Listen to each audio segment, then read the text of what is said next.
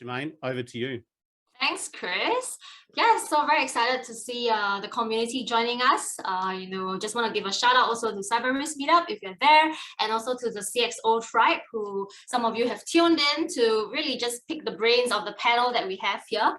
More excitedly, I have an amazing lineup here with the panel speakers that have joined us today. So we're going to be exploring different stories as well, perspectives, and even their expectations of how the landscape is going to look like. We talk about the future of threat intel, right?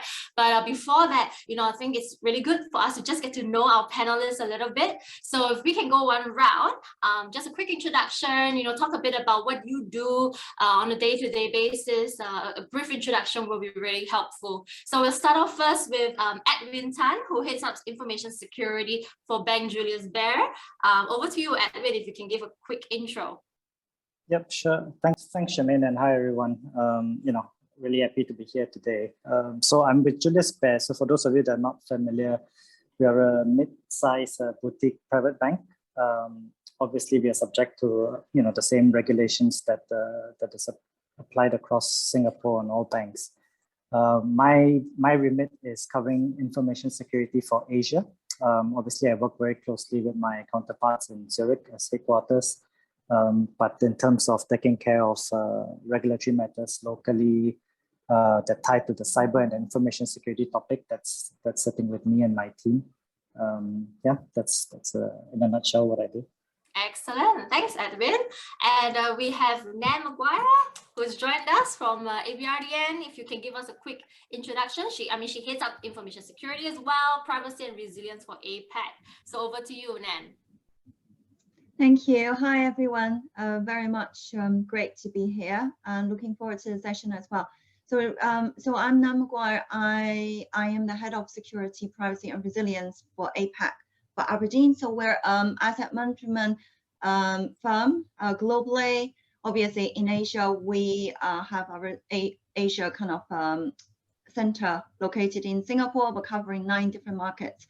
My daily job is actually, to be honest, everything to do with security, privacy, resilience, as well as third-party risk management. So a very broad sort of remit covering in the regional aspect. All right, thank you. Thanks, Dan. And we have Chris Lack. So Chris is he heads up security for NTU, and he's the director at cybersecurity. So from the educational sector, we have banking, financial services. Now we have Chris. So over to you, Chris. Hey, hi everyone. Hey, thanks, Shemaine. And so this is Christopher Lake here. So I heads up the cybersecurity team for NTU. So our campus is around a 200-hectare in size. Well, I guess for those who know it, who study or probably graduate from NTU, you probably have your good old days with your hostel. So my day job pretty much covers like what the previous panelists have shared, pretty much the entire cybersecurity for the campus. Basically, we operate 2 campuses in Singapore, one over in the west, which is our main campus. We actually have a medical school in the central of Singapore, which is our medical school.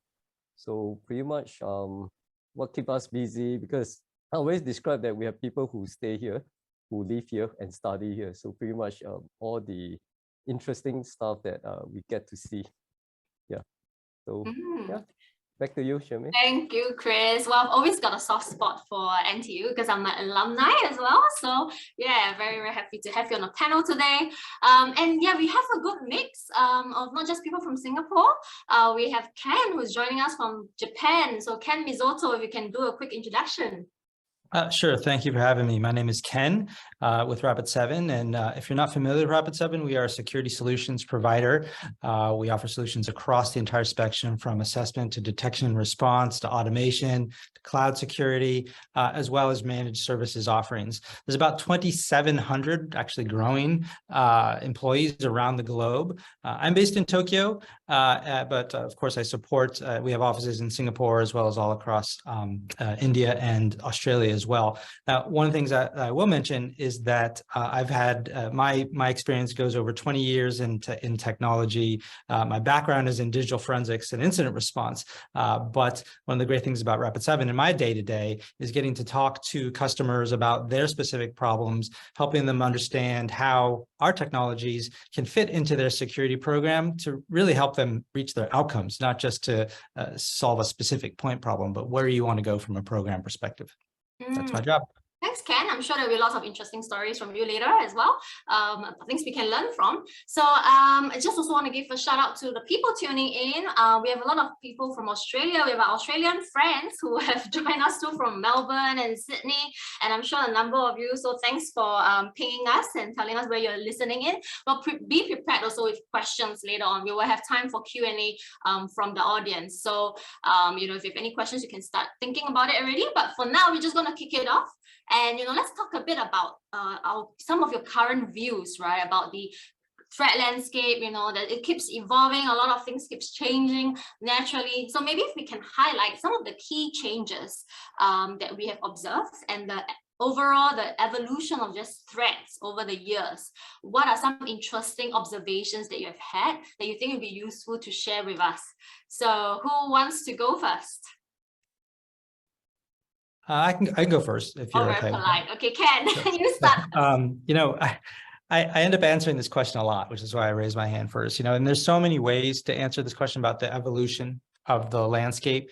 And so let me just pick sort of 3 brief points that I'll make. And I'll summarize them, which is there's a diversification and a commoditization of ransomware in that economy. There is vulnerability time to known exploitation. And then there's, as Nan mentioned, there's third-party dependencies that are all across the board. And so I'll just speak to each of them very briefly. The ransomware economy, of course, continues to broaden. And the way that we experience that over the course of the past couple of years is around data disclosure becoming just really commonplace, and a diversity of groups that are behind it, which means that it's much harder to sort of attribute specific actions to specific actors with any reliability. And so that means that from how we need to behave on that, it's not about detecting these sophisticated APTs anymore. It's about operationalizing and focusing on resilience, et cetera. Now, from vulnerabilities perspective, when we talk about time to known exploitation, I said that earlier, the time to known exploitation last year was 42 days on average. Now, this year, it went down to 12 days. And so if you think about that in the context of your patching cycle, that really shakes a lot of our systems when you think about when the exploitation is going to occur. And even big companies like Cisco are struggling to remediate, having stacks of widespread vulns like Spring4Shell that they're remediating. We reported some vulns to them that they said, oh, we can't work on that right now. We're working on Spring4Shell. Right, patching their own products. And then finally, around dependencies and third parties. Of course, these dependencies are really easy to create, but they're not as easy to detect. Most recently, I just mentioned this the other day, in the United States, they just put through legislation around a software bill of materials that essentially was, people had great hopes for it being required, but then it was neutered and said it's optional. So there's a desire for better dependency mapping and understanding, but the future is that it's going to be pretty muddy for a little while. So. Thanks, Ken. And that's a good segue to, explore a bit the rest of the panelists, right? What you have seen maybe from different countries, not just Singapore, or could be neighboring countries as well within the ASEAN region, if there's a trend that you've been seeing or some interesting observations that you might have. Nan, do you want to give it a shot?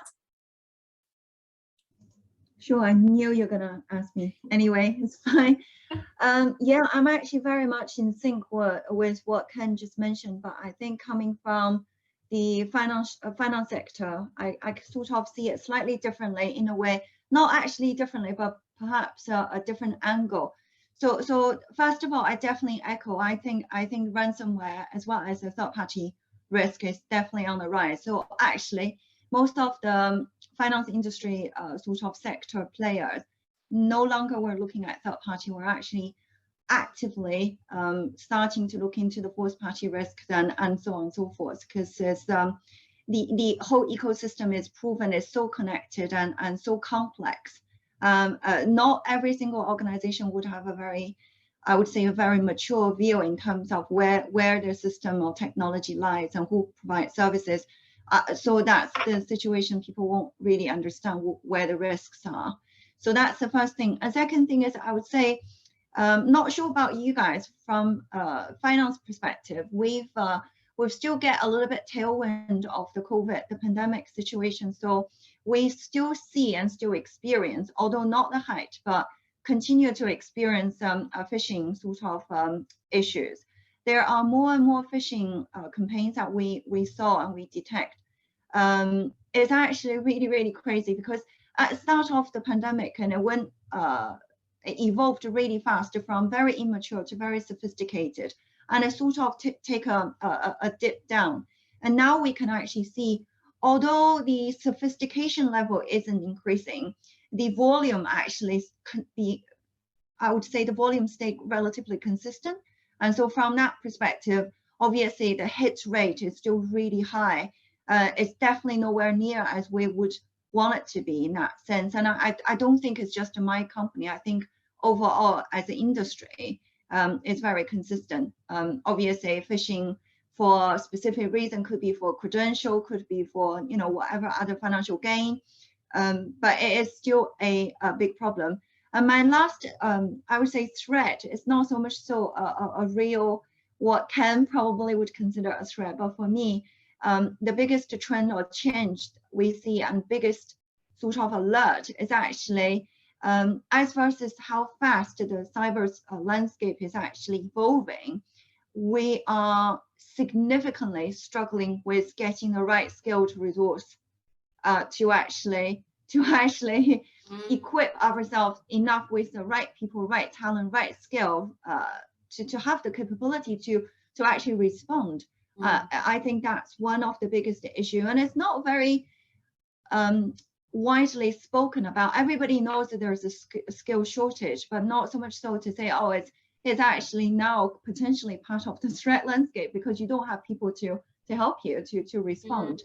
And that obviously also leads to the trend, and you also see a very strong trend in the industry nowadays. You see more and more managed service requirement, and we definitely see that growing in the future as well. Yeah, that's pretty much everything for me. Yeah, very comprehensive, Nan. And I like the angle. It's true. You know, it is a threat, right? If we do not have people helping us, because people is part of people, process, and technology, and you need to have rightly skilled people to be able to help you defend as well. So that's really excellent. Edwin, I know you've been nodding a lot. Sorry? Can I just say, obviously, Yes. for the listeners, whoever in the audience, if you are actually a cybersecurity specialist or experts, well, I would say congratulations, you just hit the jackpot. Seriously, it's like more in demand than ever. Yeah, that's all I'm gonna say. Yeah, definitely. It's and it's such a field that is very diverse as well. So it's open to all sorts of people with different backgrounds, different experience. There's always a space for you in the industry, because we need all the talent we can get. Over to you, Edwin. I'm just curious if you have a different perspective to add, or because I see you nodding a lot, obviously from the similar sector as Nan. Anything else you might want to add before I move to the education sector? No, I'm basically nodding in full agreement, right, with what Nan's saying. I mean, what she's describing, we see lots of it as well. I mean, phishing particularly, even with all the filters that we have in, it still gets through. And that's where we work very hard on the education bit and awareness, because really that's the first line of defense, right? And if it doesn't help if you still have a sufficiently high click rate within the bank. I mean, some of the phishing mails are very sophisticated, and you know, in all honesty, it is very difficult to spot. But there are also some that are very straightforward as well. So I mean, we spend a lot of time on this education and awareness bit. We do simulation exercises, not with the aim of punishing anyone, because it doesn't seem right? We kind of bait people to click, and then we have some kind of a impact on them. But we use that as an awareness, and it's ongoing for quite some time now, and you know, we're seeing a bit of improvement, but obviously still something to be worked on. I think what's really scary about this is within the bank where we're highly regulated, obviously a lot of these requirements are already in. But then we look at the vendors that we've been engaging throughout the years, partly as a result of COVID and the lockdown, where, you know, we found ways to reach out to our clients because we can't meet them face to face anymore, and therefore we try to find more communication channels. That's where we look out to the vendors that we have, and now we try to raise the guardrails that we place on these vendors. I mean, if you go to the big ones, you know, by and large, they would have these controls in place. But if you go to a 10, 15 person kind of company, that's where it gets really tricky, right? Because they can't afford that same level of investment. Makes no business sense, but they're obviously subject to the same risks as well. And that's where we find that we need to get a strong grip of what's going on in their space. Sometimes we use legal ways to tie them in, so contractually, but again, doesn't help. It's kind of like a post-matter kind of an action, right? If it's a legal action, but potentially your data might be out already. So these are the things that we've been really focusing on in the past few years. But I think that's probably very much in line with what Nan's seeing, and probably even across the other sectors, aside from financials as well. Yeah, that's a very good point you raised there, Edwin, because it's all part of the ecosystem. Like, everybody's growing together as well, and there's different level of maturity. And that's it's good that you call out the fact that, for example, if the smaller companies or the small to mid-sized companies, there's still a lot more to go. Sometimes the bigger organizations can help, right, and also share that knowledge and information on what is needed for them to get there, right, so that they can be a better partner, for example. So there's still a lot more to work on. And you talk about awareness, that's a big piece. Maybe later we'll dive into a bit deeper about, how you all have gone about to set a good culture in this space. How have you worked with different business stakeholders? So I think that's a very good topic. We'll try to expound on a bit more. Chris, maybe over to you, right? If you can just add in, are you seeing the same things, or are there some other angles you can share with us that we have not talked about yet? Well, I will say that broadly, these are the common ransomware, supply chain, which is not unique for any specific sector. But probably to add a little bit on that, we're also starting to pay a little bit attention to the IoT on the basis that we are a smart campus, and we are actually introducing many sensors within our campus. So this is one area that I'm putting my lens on. So it started by building better visibility to my entire network, because you do not know what you don't, right? So visibility is one of the key priority that we, over the years, has been trying to build out. And with as I mentioned about our vision to build a smart campus, we do have many initiatives actually happening in NTU. So for example, many of you may not be aware, we actually have a driverless bus in our test track. But of course, those are test beds that were being pretty much sandboxed. But what I foresee that these are a couple of different areas that, from a training, if you ask me, areas to watch out. Because as much as in IT systems, there are certain maturity of securing and having some kind of solution around that. But when it comes to the cyber physical systems, I think we are very in an infancy stage where there isn't a proper standards to even secure some of these devices. So some of these are really cutting edge, I call it, right? Like the wireless protocol, various type of connectivities, for example.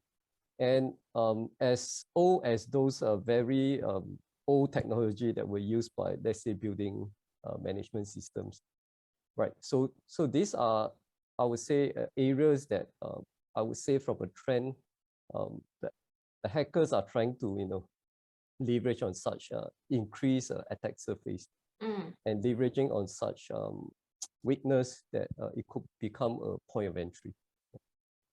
Yeah. And Singapore is also known to be doing a lot in IoT space. So people are also keeping an eye out to see how, we are going about it. Maybe let's talk about, some effective approach that, you have seen, that you have actually engaged yourselves in helping you to respond to these cyber threats, maybe some practical adoptions that have helped you to stay on top of industry trends. I mean, there's so much to keep up with. So what are some practical things that you can share with us? free for all. So Edwin, going back to you. Then I'll go to Ken. Yep, sure.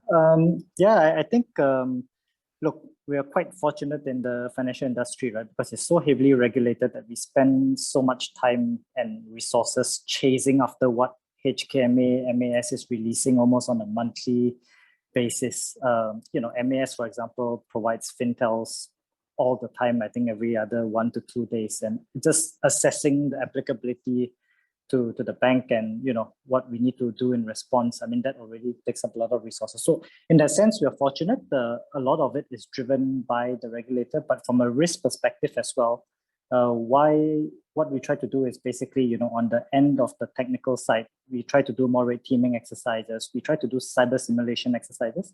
So this year we did a tabletop. 2 years ago, before COVID came about, we were able to do a full-blown exercise just to see how our cyber response plans would work out, right? You know how like BCM used to tell you that, oh, if the building's on fire, you run down and you go down to, you follow the fire warden and you run to the field. But in actual practice, a lot of people are lost and they just run to the field or try the best way to get out of the building. So I think it's the same with cyber, right? The more you do this, the better you get at the process, so that the whole response comes as second nature. Because it's good that you have the playbooks, pages and pages of it. But when these things happen, a lot of people's, you're not going to have time to go through the playbooks. Oh, we should do step A, and step A leads to step B and C and so on. So that's what we've been trying to do proactively. We try to make this a more frequent exercise. Even when we came under some external checks as well as internal audit checks. I mean, that was something that we were looking for as well. So that's what we try to do to keep ahead of the game. And we try to do this as broadly as possible, right? So usually the stakeholders are IT, security, the usual guys, but we try to also, as much as possible, keep the business informed. Every time we're done with an exercise, we do a post-mortem, we share it back to the right governance channels so that the business is also aware of what this is all about, because otherwise there's going to be a bit of a crack. The business always focuses on the business, and then we've got these tech guys that are kind of running in their own little bubble. So that's what we try to do, and marry the whole topic together as much as possible. Yeah, I like that. The constant communication as well, and keeping them involved and engaged. So that's really, really good. Ken, from you guys obviously do threat intel and all that, like how would you say, like how does your team actually keep up to date? How do you yourself keep up to date to trends? Well, we're fortunate in that we have threat intelligence sort of monitoring stations around the globe, with the headquarters of our team based out of Tel Aviv, who are very, very, very familiar with the TTPs and the environments that the attackers live within. And so we're fortunate in that regard as a company, in that we actually get to eat our own dog food. But one of the things that I think I wanted to piggyback on what Edwin is saying, as I was nodding my head vigorously with, is when we talk about getting better practically, like when we talk about like how do we respond to these threats, what are the practical things we can do, it sounds really simple, but it kind of comes down to practice, like Edwin was talking about, and not the way I'm thinking about this is not just a broad. I wanted to zoom in a little bit. Is that it's not just a broad conceptual tabletop exercise, but actually, when you start to design your program, to have the information and tools that your stakeholders need. And so in the context of like threat intelligence, the way that we look at this is that, and at Rapid7 as well, is that in the past, threat intelligence and the information you get from the outside world sort of felt like it remained in the world of security technologists like IOCs and signatures and things like that. But today, the way that the threats have evolved, and the way that intelligence providers have evolved, is that the visibility that you get to your footprint in the world is much more widely available. And even those organizations that aren't banks, that maybe have more moderate means, can get richer information and actually be able to take action more readily through whether it's automation of the tools or whether it's through service providers. And so what I'm getting at here is that, if you have a threat intelligence capability, if you have part of your program that is designed to help you get visibility and respond, it's actually increasingly beneficial for you to share that as a security team, for you to share that intelligence and that responsibility to take action across your stakeholders. So, you know, the things that we've seen work is if, you know, you have monitoring of threats for executives and very important people, for example, that's probably something that you want to be able to share with HR. Or the intellectual property that you're monitoring, you probably want to be involved with legal so that they are involved in the response. And the same thing goes for marketing when you're talking about brand or reputation damage. And so all of these things that you need, I'm just throwing out a bunch of names of organizations, but those relationships need to be built up. And then to Edwin's point, you need to practice that. And my perspective is that you practice it not just in talking about it, but you actually have tools and capabilities that you're delivering to them to say, hey, so when we want to take down this site or when we want to disable this account, here's the tools that we provide to you transparently as security that builds trust. And then you can actually have something to actually execute around. Yeah, definitely. And we talk about organizations and all, but what about beyond that, right? How do different industries learn from each other? How do you, is there associations that you're leverage on? You know, maybe Nan or Chris, you want to comment on any practical aid that you've been relying on? Maybe I can. Oh, okay, go ahead. Nan, you want to go first? Sorry. Okay, no, go with Chris and then can. Sorry? Probably internet connection. Okay, Chris, we'll start with you and then Nan can finish. Okay, so sorry, yeah. So I was writing on what Ken has mentioned in the era of threat intelligence. I guess the traditional approach of getting feeds or subscription from a provider is one of the most conventional way. You spoke about community, yes. So that's something I personally been through a bit of journey of that.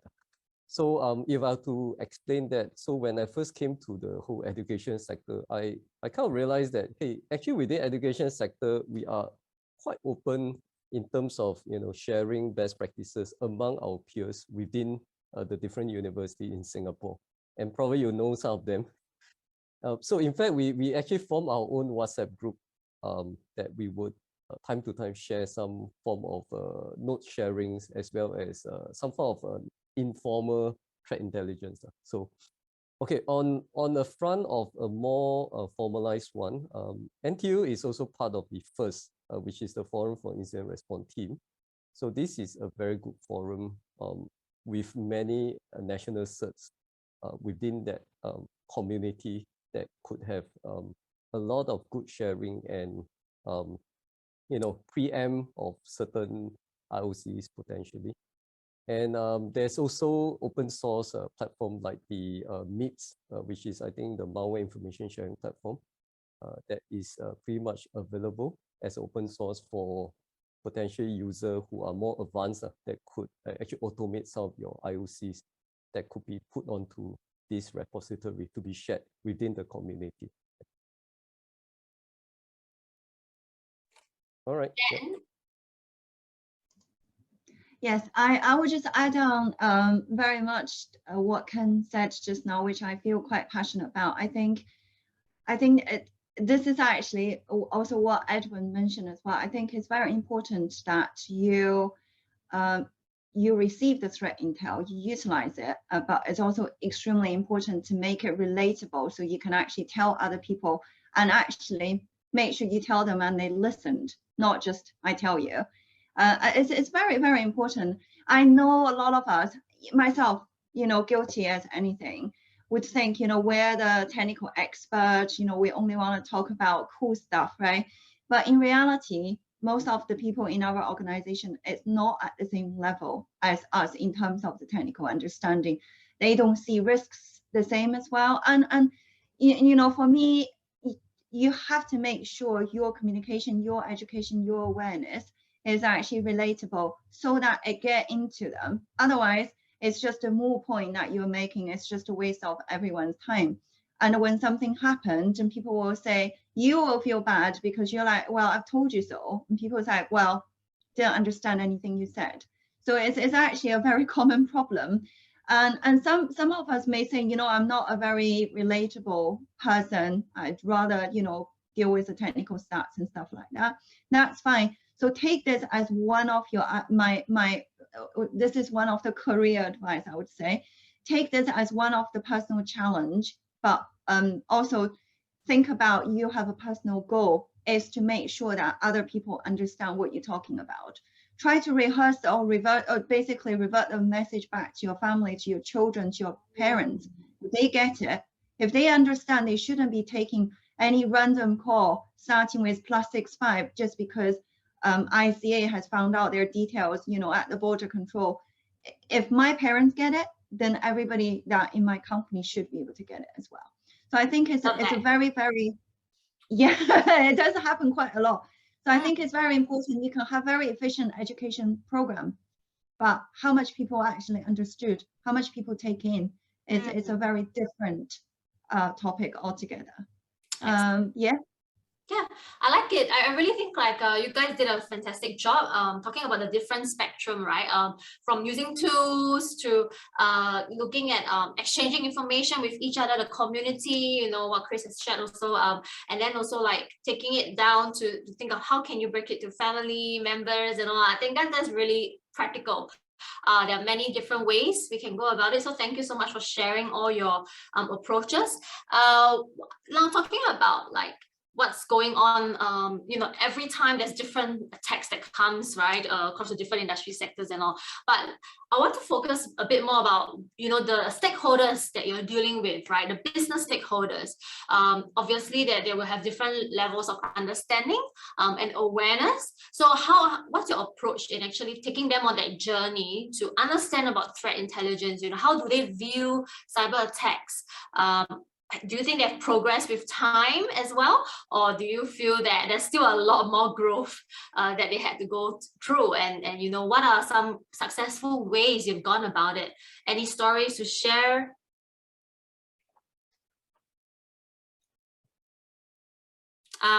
Maybe talking about that, we can go back to Nan. Because everyone knows there's a, current life situation that happened with cyber attacks and all. What's your can you share some of your approach that how's your business stakeholders dealing with this? Dealing with in general cyber attacks. Yes, maybe the recent one. So my boss will call me and then I'll be like, okay, I'll get on with it. So no, it's pretty much the situation. I think in general, I probably wouldn't answer that question, but I would go back to the very fundamentals for any company. I think Edwin mentioned a point before, financial industry is very much heavily regulated. And for that reason, we're actually, I would say, a little bit better prepared than a lot of the companies or other industry companies. As a result, though, we are also a little bit stiff, if you know what I mean. So we can't actually get the most, you know, advanced technology, the fastest reaction, you know, it's always a trade-off. So I think that's definitely other industry or different industry we can all learn from each other. But fundamentally, going down to the very bare minimum, let's face it, every single one of us got attacked, you know, on a very regular basis. No one is immune from that situation. What I would say is, doesn't matter what industry you're in, what size of your company, what kind of business your company is in, if you focus on getting the top 5 most basic security control in sound, you're so much better ahead of the rest of your peers already. I mean, just pay a little bit attention, focus on having an effective instant response plan. Just effective, i.e., who knows when to call and discuss about what. Very basic. Have a very sound access control in place. You know, give your staff regular training and awareness, and making sure your password policy is amazing, and patch regularly. You know, pretty much after all this, I would say you are 70–80% ahead of the game already. And then you can look at your key risks in other parts and what happened. You can really think about what happened if I was attacked. You know, what do I want to protect the most? Yes. And then, so the situation, when the situation happened, the first thing you should think about is my crown jewels, are they impacted? My customer, are they impacted? And then I would suggest you to take a different approach. Rather than focus on, oh my goodness, I have to recover, you need to understand what needs to be recovered as a priority. then you will take down from that side. And that would be my suggestion. I know it's a little bit kind of derailed from your question, but it's just something that I feel quite passionate about. Yeah. And I talk about It's this good a lot. Highlighted that, yeah. Yeah, it's something fit for purpose, but do the basics well rather than do everything a little bit, is what I would say. We all need that reminder, right? Because we can be pulled in so many different directions every time, and then the latest things that comes up, grabs our attention. But at the end of the day, there's only so much hours in a day, and then it's about prioritizing that, right? And focusing on the baselines. If we have our baseline handled well, fundamentals are good, we focus on bringing the rest of our stakeholders and the business along with us, and then aim for progression, right? There will always just be improvement, and eventually we will be ahead of many of our peers if we keep focusing on that. So I love that. That's really practical. Thanks for that, Nan. Okay, we have a couple more questions to go, but maybe just to wrap this part up, Ken, if you want to address a bit about, just out of curiosity from a threat intelligence perspective, how has it been used to monitor, the impact of, when you talk about a lot of data breach, it's a huge amount, right? Can threat intel be used to monitor that? Yeah, so the way I would respond to this question about this variety of different breaches, some of them very current, and the massive amount of user data or customer data or just employee data that can be associated with that, is that you think about it in terms of like, well, if you don't have any sort of threat intelligence capability, then maybe what you rely on is notifications you get from the government, notifications you get from law enforcement, that's sort of the minimum, the open source type things.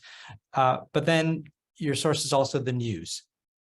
And so the type of things that you hear and all the noisy news cycles that we have, especially about recent breaches, are sort of all you have. Threat intelligence actually helps you sort of not just build a muscle within your organization, but also gives you a more measured view, which is like things that are reported in the news aren't always necessarily the things that attackers are doing most. They're just the things that are in the news. And so that's part of the education. And that's one of the roles that threat intelligence can play, which is like, actually, it is normal that attacks happen. They're actually happening all the time. Here are the foundational elements that Nan was talking about that we need to focus on, right? And to put that attack into context. Now, on the other hand, you might have threat intelligence already in place, and you might find that, oh, our data is out there. Well, that's when you need to start to have those relationships that we're talking about to put them into action, because then you do need to spring into action. But what I would point out is that there's a role for threat intelligence to play in each scenario. It's like, if you don't have any, then you probably want to have a view so that you can have a more level, even view, rather than what you just get from law enforcement and what you get from the government and the news.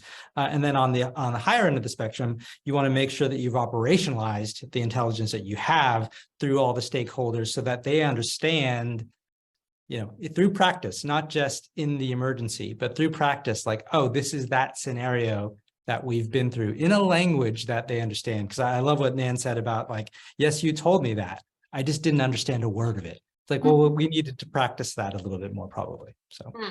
Definitely. Okay, we have a question from the audience. So Lawrence asked a good question. When you compare with open source intelligence and paid threat intelligence, there's different strength. How would you encourage your stakeholders in adopting either of the threat intel rather than just relying on hardware specific or vendor specific newsletter? Maybe if you can share from your experience, just put your hand up, like either Chris, Edwin, or Nan, or we can go back to Ken in a bit later. If you have something to comment on that. And I think he was asking about bare minimum investment. Okay, maybe that one would be more, Ken can comment on that. But yeah, I want to hear more about the experience first from Chris. I think you're perhaps I can share a little bit of from end user experience. So prior to my current role, I actually work in the MNC, where we actually subscribe to at least 3 threat intelligence feeds. So of course, I would then suggest that you first have to understand, do you have the resource to actually optimize the threat intelligence feeds? Because if the answer is no, right, don't bother about getting too sophisticated type, because there are different tier of threat intelligence provider. The one that go into very deep dive, security research, they write very good advisory, those type, if you do not have a full-time staff, just to analyze, understand them, contextualize them, right?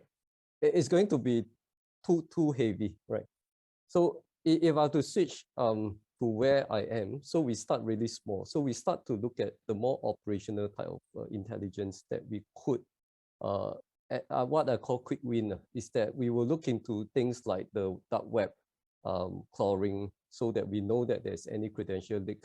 We look into those typo squatting type of alerts that will alert us for any similar domain that was similar to our organization that we could do some action. So these are small starts. I won't want to put a number towards that. It really depends on the size of your organization, because that will translate into X amount that you have to pay for. But I would then want to make sure that you have to first understand, do you have the right people, resource to consume that before you just embark on the full suite? Because I used to be from company where we have like more than maybe close to 20 full-time staff. And I know banks, they have a huge threat intelligence team that have a very different role and responsibility. So if you're looking at a smaller organization where you don't even have a full-time staff that is looking at all this, right? Try to start small by looking at the operational type of the threat intelligence to kickstart. Yeah. Very good advice. Thanks, Chris. Edwin, any comment from a bigger organization? Yeah, I think similar to what Chris said, I mean, we rely on a mix, right? So obviously you don't just go to one or two single sources. So we have a blend, and as much as possible, what we try to take away, are the IOC feeds, right? Those that come in, and that's where you can automate and feed into your server and do that scan. Because end of the day, the other part of it where you need to analyze, you need someone that sits behind a desk reading through it and to see its applicability and to analyze that is a resource constraint. And back to what Nan was saying earlier on, there are not that many people that do this yet, I think, in the market. And the ones there are, it's kind of hard to pry them away from where they all already are. So there's very limited resources there. So we try to do a blend of both as much as possible, rely on automation.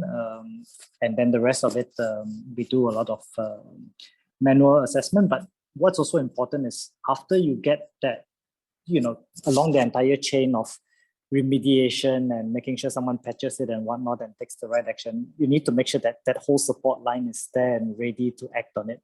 Because it's no good having a whole lot of relevant and useful information, but if you can't remedy it quickly enough, then it's as good as knowing you have a hole, but you don't plug it.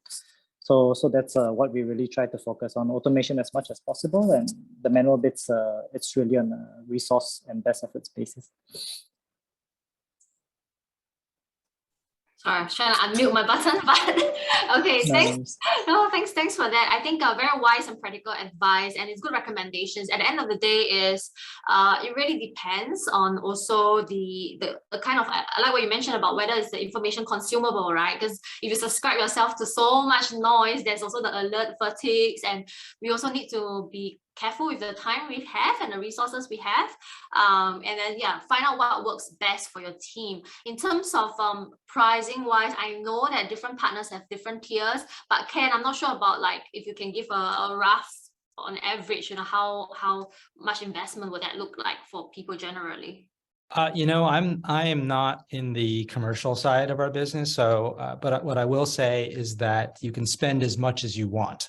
The bare minimum, however, tends to not be cheap. It tends to be in the tens of thousands of dollars, if not six figures. So when you're thinking about that, to Christopher's point, you really need to be cautious about like, what can I do with this information? I could, if you think about, as an analogy, if you think about like finances, and I could subscribe to a hedge fund newsletter. That doesn't mean that I have the ability to make the trades at a high frequency that they do to actually execute on the strategy. And so you need to think about, you need to match up, well, what is my strategy as a program? What are the risks that my business is exposed to? And then what is the due diligence? What is the due sort of care that we need to show to our stakeholders that we're actually protecting what we need. And more often than not, it's not about what you consume, it's about what you do, to Christopher's point. And so I think that's really, it's a great point. You know, if you're blocking all of your, if you have application whitelist, blacklisting, all this stuff in place, great, plug it in. And if you're willing to sort of shut those things down based on threat intelligence, you're in good shape. But most of us aren't. So I think the level of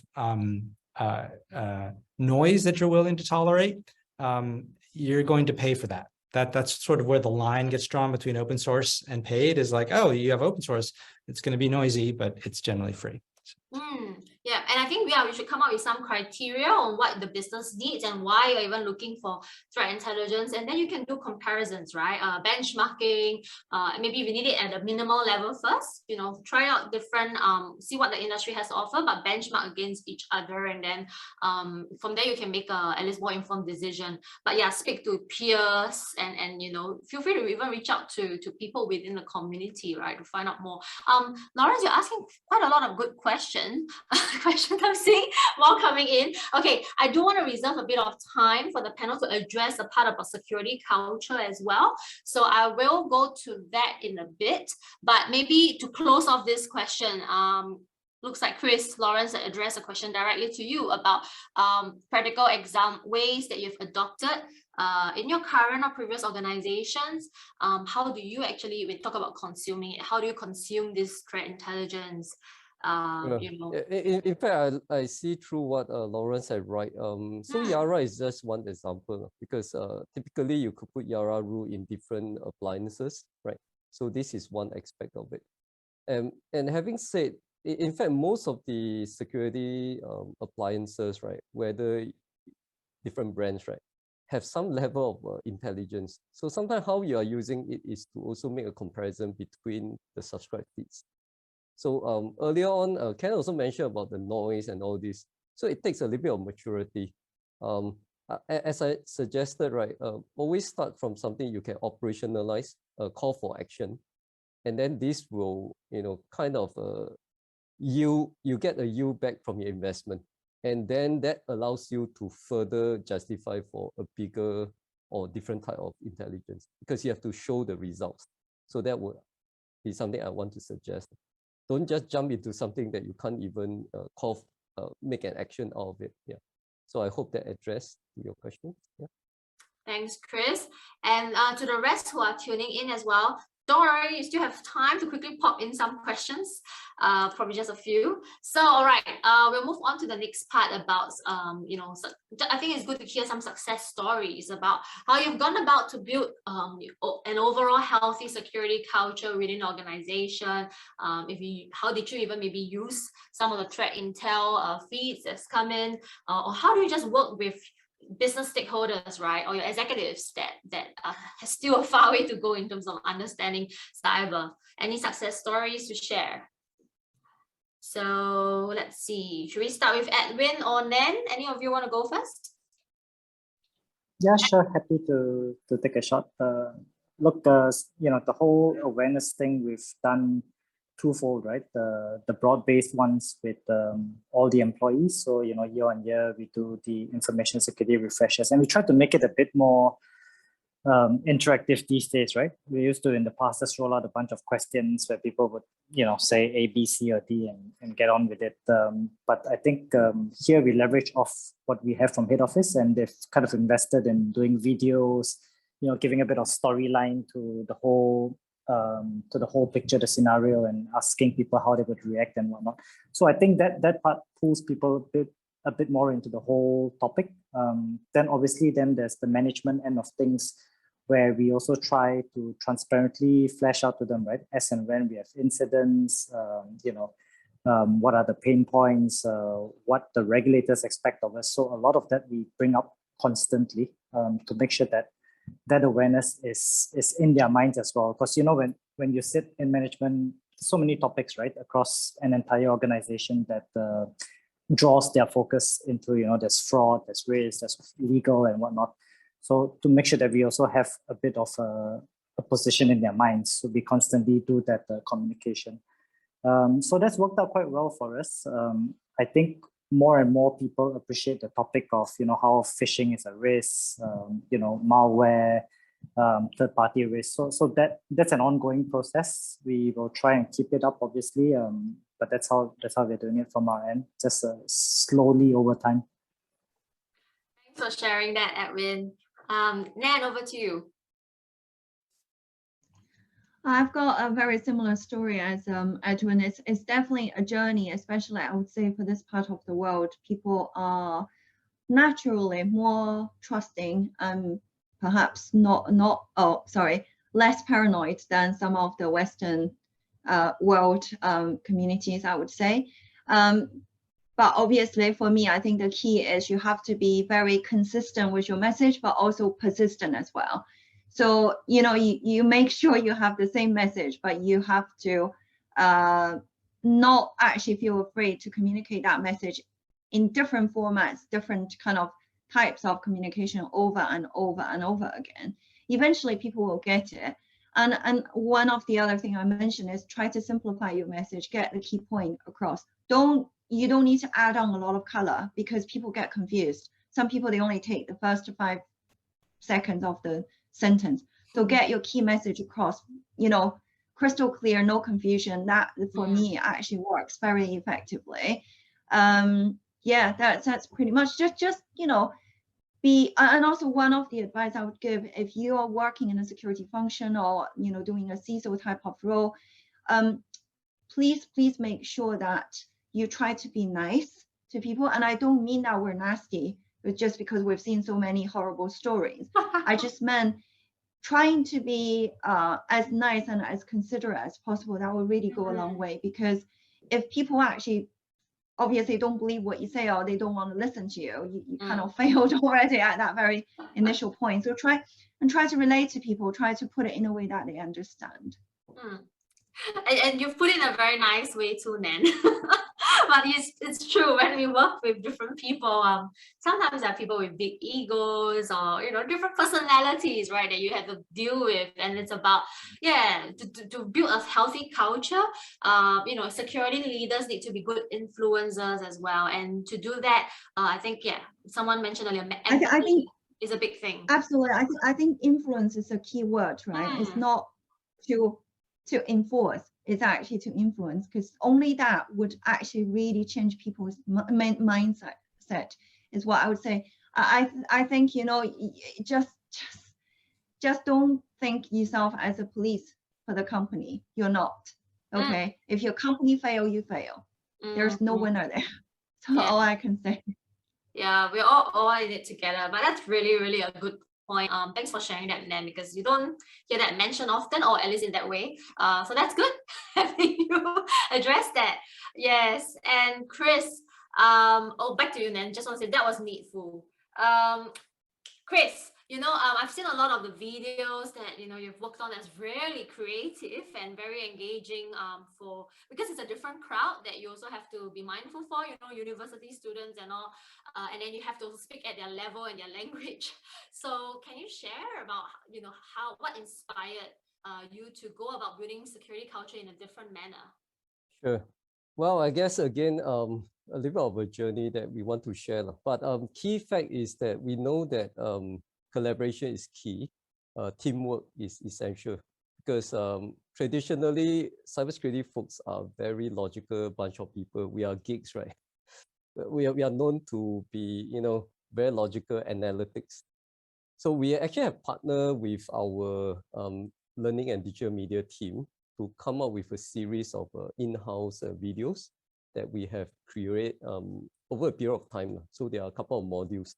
And the approach we took is a little different, because traditionally is a bit of very information loaded kind of approach. So what we turn around to make it like an animation, like a movie. So they are actually bite-sized, less than 10 minutes. And we actually make it interesting and funny. So we have plots where the animals, so basically we're using the animal themes, and the animals were representing like some of the office scenario where you receive a phishing email and without thinking, you just, key in the personal information. So we are using examples, demonstrating what good behavior and bad behavior leads to. So instead of just passing information, we try to articulate the behavior. And we will want to encourage our user to actually exhibit this kind of positive behavior. So it's towards the positive reinforcement approach. And we were quite happy to see that this get a lot of good feedback. In fact, some of these videos were being used for our undergrads students, regardless of faculty you are. They are being consumed by all levels of the undergrad students as one of their first year mandatory subjects. Right. So these are some of the areas. On top of that, we also invite industry and government agencies to work with us to create a series of what we call video podcasts. So we do some form of interview, like for example, Cybersecurity Agency of Singapore gladly participate in this video podcast to share about the general cybersecurity landscape. The Singapore Police Force also provide a very comprehensive series of different digital crime, cyber crime. And this was quite handy because we just curate them together and put into our TV walls around the campus to generate a gain more awareness among our community. Yeah. So we are still developing new series, and we are more than happy maybe to invite people from the industry to join us. You have a lot of new ones here to pick. Edwin, then Yeah. Ken. Yeah. So we are really excited because we generally see that a lot of live use case example will be very useful for a lot of let's say, IT people to understand. Yeah. I just really want to comment first of all the panel, because you all are very real. Okay, you've been very real about sharing, your own experience, what you've seen, what you've tried, what you've tested, what have worked well. The perspective that we need to be more aware of in the industry. So that's so helpful, because if I realize if we are just diplomatic and go by textbook answers, that's not going to help anyone. But it's about sharing life experience and perspective. So I really want to thank you first of all, Chris, Edwin, Nan, and Ken, for taking the time to share with the audience so openly. That means a lot. With the last 1 minute, maybe we just go a quick round, just a few words about what you think the future of threat intel is going to look like, and how we can use that to build the case of business resiliency. That's a tough question to answer in a few sentences, but or you can talk about other takeaways in one sentence. We'll start with Ken. It's definitely here to stay. It's definitely going to get easier to consume, and you should expect that of your providers. Thanks, Chris. All right, don't boil the ocean. Basically, just pick something that you can easily start with, and show quick win, and then pivot from there and build on further. Thanks. Well, not bad. You guys can think on the spot. Well done, Edwin. Really, it's just going to be the new BAU, so it's going to be around to stay. For sure.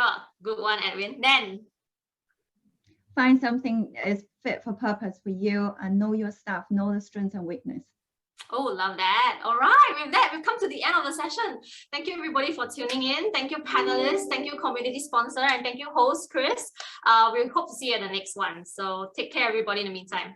Thanks, everyone. The recording should be available tomorrow. So, yeah, that link will come out on your registration. But thank you, panel. Great session. Very informative. So thank you. Thank you, everybody. All right, thanks, guys. Take care. Thank you. Yeah. Thank you. Thank you. Bye now. Bye-bye. Bye.